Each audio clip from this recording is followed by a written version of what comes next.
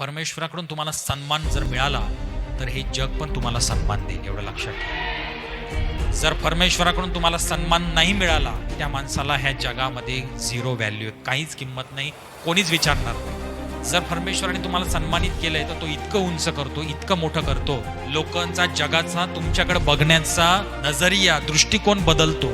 लोकांचा तुमच्याविषयी विचार करण्याचा दृष्टिकोन बदलतो.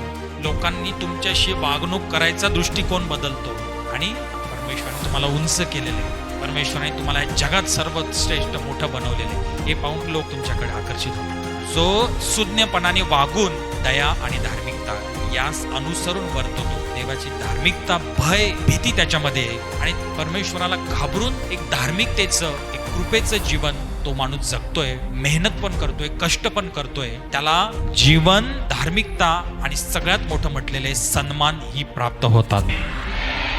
आणि हे ज्याला पण जमलं आणि ज्याला पण हे मिळालं त्याने जग जिंकल्यासारखं येशूच्या मदतीने. बोला आमेन.